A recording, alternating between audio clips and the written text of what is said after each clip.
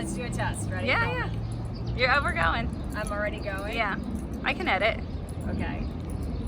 Hi runners, we're here today in beautiful Long Island City. I want to show you a 4.5 part warm-up sequence, which is really great to get your side hip muscles, which are your main running stabilizers, activated before you go out for a run. You'll notice that I have a circular resistance band around my thighs. Before we go into the specific movements, watch what happens when we use the resistance band. I'm on the belly button, shoulder blade side of the body when I'm using the resistance band for this sequence.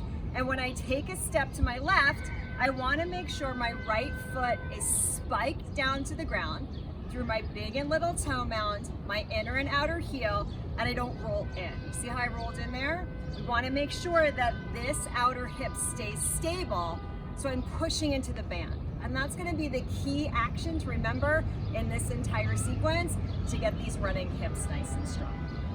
Okay, now that we have that key action reviewed, the first move you're going to do is come to a high squat.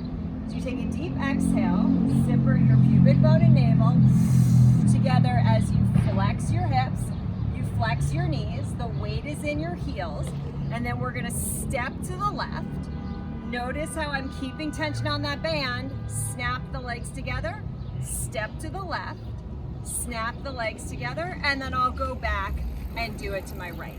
You can do this no matter how much space you have, and we want to get 10 repetitions to each side. That will start to warm up the outer hip area all the way down to your outer ankle. Okay, so that's move number one. Move number two is doing the same thing statically, which means we're only gonna move one leg. So I'm gonna stand nice and tall with a slight bend in my hips, a slight bend in my knees. I'm gonna plant down like I have big redwood tree roots out of the bottom of my left foot. I'm loading this left hip as I step to the right, and then I bring it back in. And I want to I'm looking to keep resistance on the whole outside of my left leg as I step. And you can do 5 to 7 steps. I'd rather have slow and controlled steps than something that's fast and kind of all over the place. Okay, and so you shift, and then you would do 5 to 7 on this side. And that's pose number 2. We keep the band on your thighs for the third pose, and we're coming to the front leg when we run. We call these half march when we teach our classes. Once again, I'm gonna plant down through the bottoms of my feet so I grow my tree roots. I wanna zipper my pubic bone and navel closer together to make sure that my glutes and my hamstrings are working. I'm gonna shift my weight to my right side, and as I exhale from my left hip, I flex the left hip. All right, we wanna make sure that we're flexing versus going into that low back. We want to keep our peacock tail feathers in on this one. And we do a few half marches, right? We shift, we exhale, we lift. You can do 5 to 10 on each side. This promotes hip flexion with your pelvis being stable. One of the big reasons for knee injuries in runners is that our pelvis collapses to one side or shifts to one side when we run, which causes a Tetris kind of chain reaction down through our ankles and our feet and our knees. The last pose is a 2-parter. We'll keep the band on our thighs. Once again, we're going to take that deep exhale, finding the zipper of our pubic bone to our navel.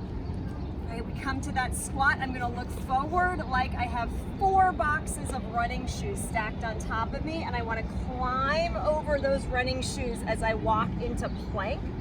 Keep tension on the band. Notice how my ankles stay magnetized towards each other. And then as I exhale, I plant my hands and I try to get my hands as high as possible as I walk back to that squat.